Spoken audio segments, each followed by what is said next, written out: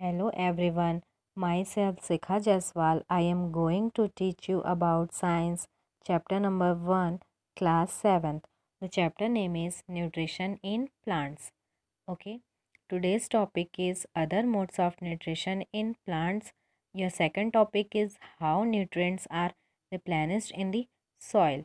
Okay, तो इससे पहले की क्लास में हमने न्यूट्रिशन इन प्लांट्स के बारे में उसके इंट्रोडक्शन के बारे में स्टडी की थी और आपका सेकंड टॉपिक था जो modes of nutrition in plants, जिसमें मैंने न्यूट्रिशन के मोड्स के बारे में आपको बताया था। ओके, तो कितने टाइप्स के बारे में हमने पढ़ा था। फर्स्ट था आपका ऑटोट्रॉपिक न्यूट्रिशन और सेकंड था हेटरोट्रॉपिक न्यूट्रिशन। ओके, तो 2 टाइप्स के बारे में हमने स्टडी की थी। और आपका थर्ड टॉपिक जो मैंने आपको बताया था फोटोसिंथेसिस कि क्या है, फोटोसिंथेसिस क्या है और उसके प्रोसेस कैसे हैं, फोटोसिंथेसिस का प्रोसेस कैसे होता है, इसके बारे में भी मैंने आपको बताया था। ओके गाइस, तो आज का टॉपिक है other modes of nutrition in plants. तो हम देखते हैं कि यहाँ पे प्लांट्स में और भी अदर टाइप्स के न्यूट्रिशन पाए जाते हैं। Okay, there are some plants which do not have a chlorophyll. अब देखेंगे कुछ प्लांट्स ऐसे भी होते हैं जिनमें क्लोरोफिल अब्सेंस होता है, क्लोरोफिल उसमें नहीं पाया जाता। और कुछ प्लांट्स ऐसे होते हैं जिनमें क्लोरोफिल प्रेजेंस होते हैं। ओके, तो जिन प्लांट्स में क्लोरोफिल प्रेजेंस होते हैं वो प्लांट अपना फूड खुद ही प्रिपेयर करते हैं, क्योंकि जो फोटोसिंथेसिस का प्रोसेस है वो क्लोरोफिल के प्रेजेंस में ही होता है, जिससे वो फोटोसिंथेसिस के प्रोसेस को पूरा कंप्लीटली कर पाते हैं। ओके, तो कुछ प्लांट्स ऐसे होते हैं जिनमें क्लोरोफिल अब्सेंस होते हैं। They can not synthesis food, वो अपना फूड खुद प्रिपेयर नहीं कर पाते। क्यों नहीं कर पाते? क्योंकि उसमें क्लोरोफिल अब्सेंस है। तो इस सिचुएशन में देखेंगे they use the heterotrophic modes of nutrition. तो ऐसे सिचुएशन में जो जिस प्लांट्स में क्लोरोफिल एब्सेंस होता है तो वो क्या करते हैं, हेटरोट्रॉपिक्स, उसमें कौन से न्यूट्रिशन पाए जाएंगे, heterotrophic nutrition. Okay, according to the modes of nutrition heterotrophic plants are classified as parasitic plant, insectivorous plant, saprophytic plants and symbiotic plant. तो न्यूट्रिशन के मोड्स के अकॉर्डिंग यहाँ पे जो हेटरोट्रॉपिक प्लांट्स हैं उसको हमने क्लासिफाइड किया है। तो इसे क्लासिफाइड किया गया है, इसके टाइप्स क्या हैं, 4 टाइप्स के हैं। फर्स्ट है आपका पैरासाइटिक प्लांट्स, सेकंड हो गया इंसेक्टिवोरस प्लांट, थर्ड हो गया सैप्रोफाइटिक प्लांट्स और फोर्थ हो गया सिम्बायोटिक प्लांट। तो हमने इसे क्लासिफाइड किया गया है, 4 टाइप्स में इसे क्लासिफाई किया गया है। तो फर्स्ट आपका हो जाएगा पैरासाइटिक प्लांट। पैरासाइट मीन्स उसको हम हिंदी में बोलेंगे परजीवी, परजीवी plants. The heterotrophs live in और on the other organism and deriving food from them are called parasite. तो पैरासाइट प्लांट्स ऐसे प्लांट्स होते हैं जो अदर ऑर्गेनिज्म के ऊपर लाइव करते हैं और उन्हीं से फूड फूड भी लेते हैं, फूड के लिए भी उसी के ऊपर ड्राइव करते हैं। तो ऐसे प्लांट को हम पैरासाइट बोलते हैं। The organism from which the food is derived by the parasite is called host. अब देखेंगे जो पैरासाइट होते हैं, पैरासाइट ऑर्गेनिज्म होते हैं जिसके ऊपर वो ड्राइव कर रहे हैं, जिसके ऊपर वो रह रहे हैं, जहाँ पे अपने लाइफ को सरवाइव कर रहे हैं, उस प्लांट को हम क्या बोलेंगे, होस्ट प्लांट। क्या बोलेंगे, host plant. Parasite can be total और पार्टियल। जो पैरासाइट होते हैं वो या तो पूरी तरह से पैरासाइट होंगे या फिर पार्टियल होंगे। ओके, अब देखेंगे डोडर और Cuscuta is a total parasite. यहाँ पे एग्जाम्पल दिया गया है पैरासाइट का, डोडर, डोडर या फिर कस्कुटा प्लांट। कस्कुटा को हम अमर बेल भी बोलते हैं। अमर बेल एक येलो या फिर लाइट ग्रीन कलर का प्लांट्स होता है जो एक वायर के जैसा लंबा लंबा स्ट्रक्चर होता है, जिसे किसी भी प्लांट्स के ऊपर यदि हम डाल देंगे तो वो प्रॉपर तरीके से वहाँ पे ग्रो करने लगता है। ओके, आपका सेकंड है इंसेक्टिवोरस प्लांट। इंसेक्टिवोरस मीन्स होता है कीट भक्षक, जो कीड़ों को ईट करता है। तो ऐसे प्लांट्स जो कीड़ों को ईट करते हैं उसे हम बोलेंगे insectivorous plant. There are some plants which fed on insect. कुछ प्लांट्स ऐसे भी होते हैं जो इंसेक्ट को फीड करते हैं, उसे ईट करते हैं। This plants are called insectivorous और कॉर्निवोरस प्लांट। तो ऐसे प्लांट्स जो इंसेक्ट को ईट करते हैं हम उसे इंसेक्टिवोरस प्लांट्स बोलते हैं, या फिर हम उसे कॉर्निवोरस प्लांट भी बोलते हैं। Okay, the Venus fly trap is the best known of all the carnivorous plant. अब एक वीनस फ्लाई ट्रैप होता है जो एक बेस्ट कार्निवोरस प्लांट है। Okay, each leaf of a Venus flytrap is composed of two lobes hinge together in the middle। तो यहाँ पे देखेंगे जो इंसेक्टिवोरस प्लांट है, यहाँ पे दिया हुआ वीनस फ्लाईट्रैप, जिसमें 2 लोब्स पाए जाते हैं। और वो क्या करते हैं, लोब्स मीन्स कार्डे टाइप का स्ट्रक्चर होता है जो उसके मिडिल में पाया जाता है। Okay, on the surface of each lobes are 3 trigger hair and the outer edges of lobes are fringed with the stiff spikes.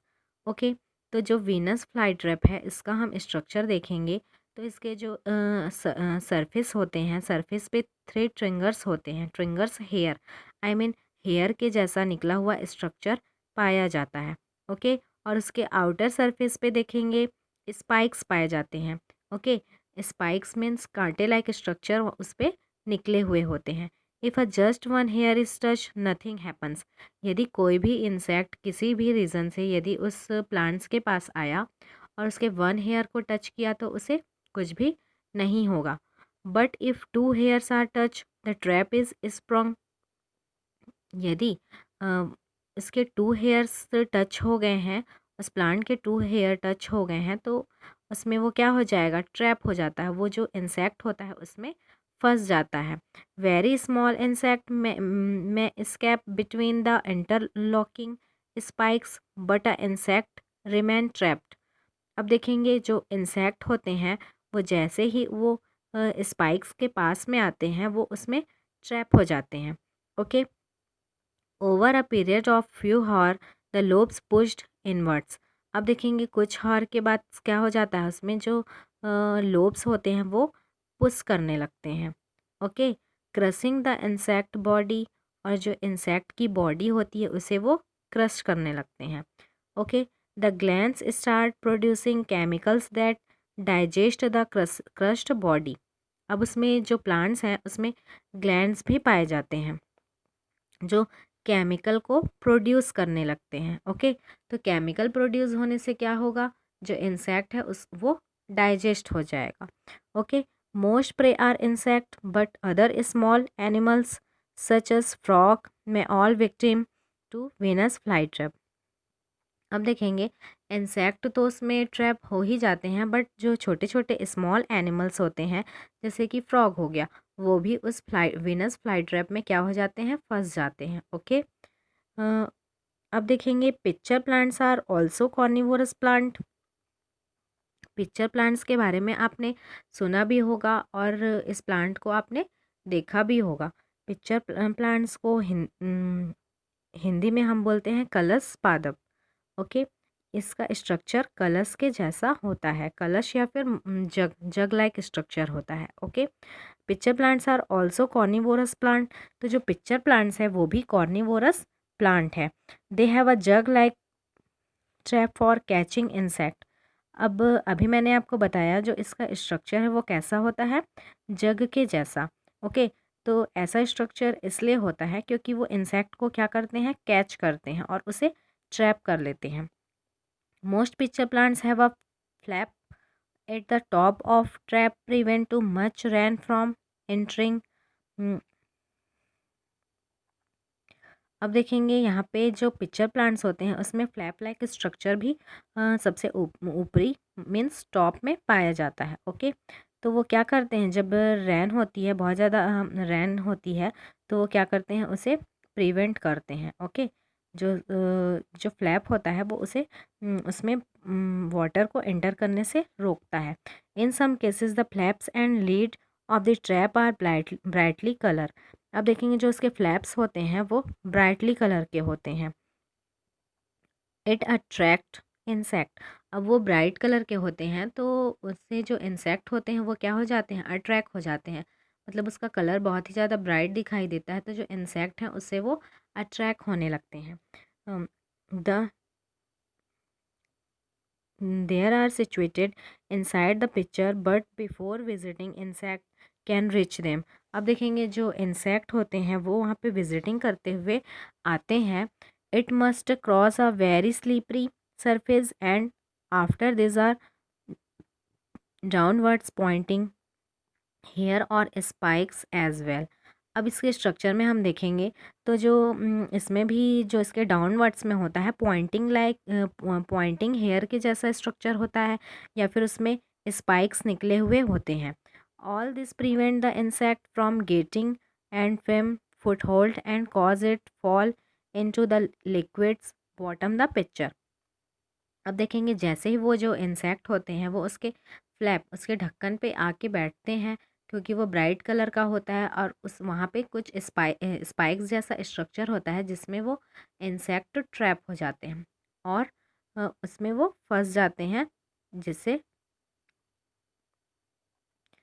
जिससे फंसने के बाद अब देखेंगे वहाँ पे वो फंस चुके हैं पूरी तरह से। फिर वो क्या हो जाते हैं, वो फंस जाते हैं और उनका डेथ हो जाता है और उसमें से लिक्विड निकलने लगता है। और लिक्विड निकलता है तो उसे वो प्लांट्स क्या कर लेता है, फूड के रूप में यूज़ कर लेता है। ओके, अब आपका नेक्स्ट है saprophytic plants. The heterotrophs that feed themselves on the dead and decomposed bodies of living things are called saprophytes। अब देखेंगे ये जो सैप्रोफाइटिक प्लांट्स है वो क्या है, जो डीकम्पोज और डेड डेड बॉडीज़ होती है उसके ऊपर वो लाइव करने लगते हैं, जिसे हम क्या बोलते हैं, सैप्रोफाइट्स। तो ये भी एक प्रकार का हेटरोट्रॉप्स है। They secrete digestive juice on the organic matter to break down into a solution. अब देखेंगे जो सैप्रोफाइट्स होते हैं वो क्या सेक्रेट करने लगते हैं, डाइजेस्टिव जूस। जो ऑर्गेनिक मैटर है वो क्या हो जाता है, फिर इसमें से ब्रेक डाउन हो जाता है सॉल्यूशन के रूप में। Okay, then they absorb the nutrients from the digested matter. अब देखेंगे जो डाइजेस्टेड मैटर होता है उसमें से वो न्यूट्रिएंट्स को एब्जॉर्ब करने लगते हैं। Okay, this modes of nutrition in which organism take in nutrients from dead and decaying matter is known as saprophytic nutrition. ऐसे ऑर्गेनिज्म जो अपने न्यूट्रिएंट्स के लिए डेड और डिकेइंग मैटर के ऊपर डिपेंड होते हैं उसे हम सैप्रोफाइटिक न्यूट्रिशन बोलते हैं। Mushroom and fungi have this type of nutrition. अब देखो जो मशरूम होती है और जो फंगी होती है उसमें इसी टाइप के न्यूट्रिशन पाए जाते हैं। जो मशरूम है वो सैप्रोफाइटिक न्यूट्रिशन का एग्जाम्पल है। Such organism which saprophytes modes of nutrition are known as saprotrophs. अब जो सैप्रोफाइटिक ऐसे ऑर्गेनिज्म जिसमें सैप्रोफाइटिक न्यूट्रिशन पाया जाता है उस प्लांट को हम सैप्रोट्रॉप्स बोलते हैं। Okay, fungi grow on pickles, shoes, clothes and other articles in warm and humid condition for a long time. अब देखेंगे जो फंगी है, फंगस, उसको फंगस भी बोलते हैं, तो ये कहाँ पे ग्रो करते हैं, पिकल्स पे। अचार में आपने देखा होगा कभी कभी फंगी लग जाती है, शूज़ में देखा होगा, क्लॉथ्स में देखा होगा, और भी बहुत सारे आर्टिकल्स हैं जिसमें फंगी को आपने देखा होगा। तो ये फंगी क्यों लगता है, क्योंकि जब किसी आर्टिकल्स पे वार्म या ह्यूमिड कंडीशन लॉन्ग टाइम के लिए उसे मिलता है तो उसमें क्या लग जाता है, fungi. During the rainy season they spoil many things. आप देखेंगे ज़्यादातर जब रेनी सीज़न आता है तो बहुत सारी चीज़ें क्या होने लगती है, स्पॉइल होने लगती हैं, ख़राब होने लगती हैं। The fungal spores are generally present in the air. अब देखेंगे जो फंगल है, जो फंगी है वो ज़्यादातर एयर के प्रेजेंट में और ह्यूमिड और वार्म कंडीशन को देख के उसमें वो आर्टिकल्स पे लग जाती है। When they lands on wet and warm things they germinate and grow. अब देखेंगे ये वेट या फिर वार्म वार्म वाले प्लेस में या फिर थिंग्स में ज़्यादातर ये लगती है, ग्रो करने लगती है। ओके, अब यहाँ पे देखेंगे एक्टिविटी 5 में दिया हुआ है how saprotrophs grow in decaying matter. इसका एम है कि कैसे जो सेप्रोट्रॉप्स होते हैं वो डिकेइंग मैटर पे ग्रो करते हैं। ओके, तो इस एक्टिविटी को आप करके देखेंगे घर पे। तो इसमें क्या क्या मटेरियल्स रिक्वायर्ड हैं, ब्रेड एंड वाटर। आपको इसमें ब्रेड लगेगा और वाटर लगेगा। ओके, इसका क्या प्रोड्यूसर है देखेंगे, take a pieces of bread. आपको ब्रेड की पीसेस लेनी है, sprinkle some water on it. अब इसमें आपको कुछ वाटर की ड्रॉप्स को डाल देना है। Let the distribute for 2 or 3 days and dim light and warm place. अब आप क्या करेंगे, इसे 2 या 3 दिन के लिए हल्के लाइट पे और वार्म वाले प्लेस में आप रख देंगे। अब ऑब्ज़र्व करेंगे आप, तो आप देखेंगे इसमें ऑब्जर्वेशन करेंगे तो आप देखेंगे you will observe some coloured fluffy patches on the bread. Bread पे जो कलर्ड वाले फ्लैपी पैचेस वाले स्ट्रक्चर आपको दिखाई देंगे। दिस पैच में भी ग्रीन, वाइट और ब्राउन इन कलर। तो ये जो पैच होते हैं वो कैसे दिखाई देते हैं, हमें हल्के ग्रीन, वाइट या फिर ब्राउन कलर के दिखाई देते हैं। On observing with a magnifying glass you can see thread like growth on the bread. अब आप देखेंगे उसे मैग्नीफाइंग ग्लास से, यदि आप देखेंगे तो आपको जो ब्रेड में थ्रेड लाइक स्ट्रक्चर दिखाई देने लगेगा। धागे के जैसा एक स्ट्रक्चर वाइट वाइट कलर का या फिर ग्रीन कलर का, हल्का ग्रीन कलर का आपको उसमें दिखाई देगा। This thread like growth of a fungus called bread mould. तो यही क्या है, इसी को हम क्या बोलेंगे, फंगस, या फिर हम इसे बोल सकते हैं ब्रेड माउल्ड, ब्रेड में फफूंद का लगना। Okay,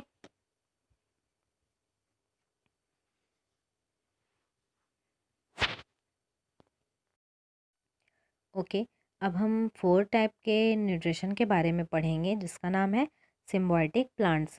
in this modes of heterotrophic nutrition two different organism live together and benefit from each other.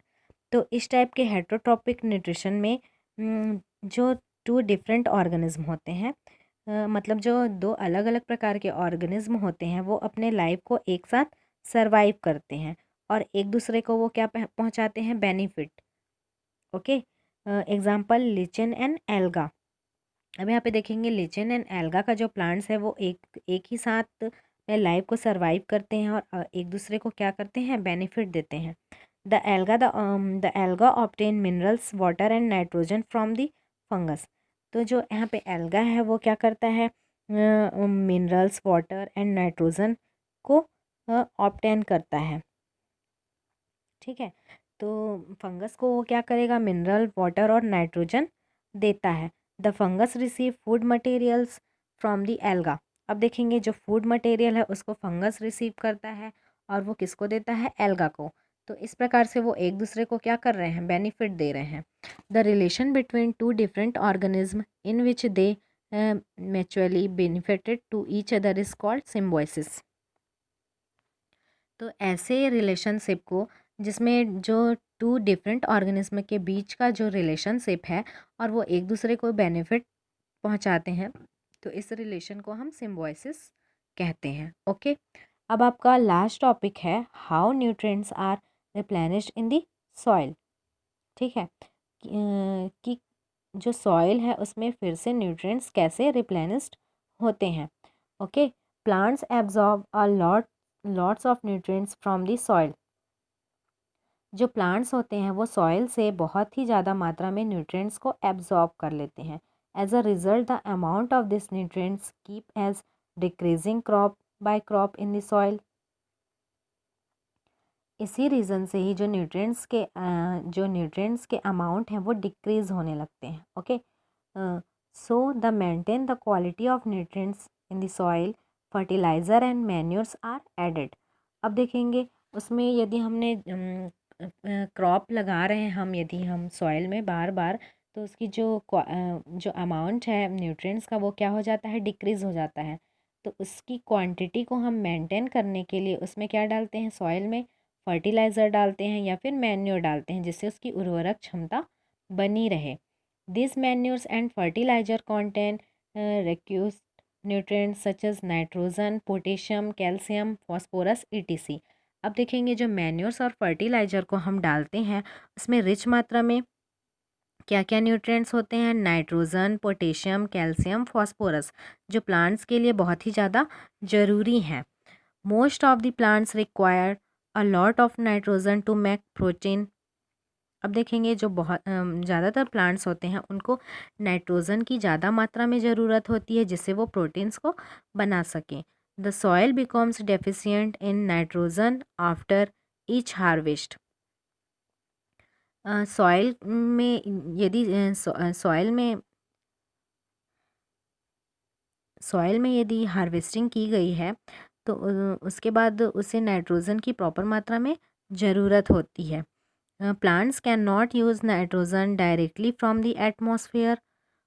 जो प्लांट्स होते हैं वो डायरेक्टली नाइट्रोजन को एटमॉस्फेयर से यूज़ नहीं करते। This elements is plenty in air. The bacteria rhizobium convert this nitrogen into soluble nitrogenous compounds that plants can absorb. अब देखेंगे जो सॉइल है उसमें एक बैक्टीरिया पाया जाता है जिसका नाम है राइजोबियम। जो राइजोबियम होता है वो एटमॉस्फेयर से मिलने वाले नाइट्रोजन को क्या करता है, सॉल्युबल नाइट्रोजिनस कंपाउंड में कन्वर्ट कर देता है। ओके, तो जिससे जो प्लांट्स है वो सॉल्युबल नाइट्रोजिनस का यूज़ करते हैं और उसे एब्जॉर्ब कर लेते हैं। वो डायरेक्टली एटमॉस्फेयर से मिलने वाले नाइट्रोजन का यूज़ नहीं करते। But rhizobium depends on leguminous plant such as peas. अब देखो जो सॉइल है, सॉइल में जो राइजोबियम बैक्टीरिया पाया जाता है वो किसके ऊपर डिपेंड करता है, लेग्यूमिनस प्लांट्स के ऊपर। लेग्यूमिनेसी एक स्पीसीज़ है जिसमें जो पीज वाले प्लांट होते हैं, जितने भी पी वाले प्लांट्स होते हैं, मटर वाले प्लांट, उसमें वो कौन से प्लांट है, लेग्यूमिनस प्लांट। ओके, तो जिसके जो रूट्स हैं, रूट्स में क्या पाया जाएगा, rhizobium bacteria. The roots of this plants provide food and shelter with nitrogen. तो यहाँ पे जो रूट्स हैं वो उन बैक्टीरिया के लिए क्या करते हैं, फूड एंड स्लेटर प्रोवाइड करते हैं। Okay, Rhizobium has a symbiotic relationship with a leguminous plant and thus restores the nitrogen content of the soil. अब यहाँ पे देखेंगे जो राइजोबियम बैक्टीरिया है वो पी प्लांट्स में अपने लाइफ को सरवाइव करता है और एक दूसरे को क्या कर रहे हैं, यहाँ पे बेनिफिट प्रोवाइड कर रहे हैं। यहाँ पे कैसे वो एक दूसरे को बेनिफिट दे रहे हैं, जो राइजोबियम है वो उनके लिए नाइट्रोजन को नाइट्रोजिनस कंपाउंड में चेंज कर देता है, और जो पी वाले प्लांट्स हैं वो उसको अपने रूट्स में क्या कर रहे हैं, स्लेटर एंड फूड प्रोवाइड कर रहे हैं। तो इस प्रकार का यहाँ पे जो रिलेशनशिप है वो सिम्बायोटिक रिलेशनशिप है। ओके गाइज, तो यहाँ पे आपका ये चैप्टर एंड होता है। अब यहाँ पे मैं आपको कुछ होमवर्क दे रही हूँ जिसके बारे में आप नोट्स प्रिपेयर करेंगे। ओके, तो आपका फर्स्ट क्वेश्चन है व्हाट इज़ ऑटोट्रॉपिक न्यूट्रिशन। आपका सेकंड क्वेश्चन है व्हाट इज़ हेटरोट्रॉपिक न्यूट्रिशन। और आपका थर्ड क्वेश्चन है व्हाट इज़ पैरासाइटिक प्लांट। आपका फोर्थ क्वेश्चन है व्हाट इज़ इंसेक्टिवोरस प्लांट। और आपका फिफ्थ क्वेश्चन है व्हाट इज़ सैप्रोफाइटिक प्लांट्स। और आपका सिक्स्थ क्वेश्चन है what is symbiotic relationship. Okay, तो ये मैंने आपको 6 क्वेश्चन दिए हैं जिसे आपका ये होमवर्क है जिसे आप कंप्लीट करेंगे। Okay, thank you.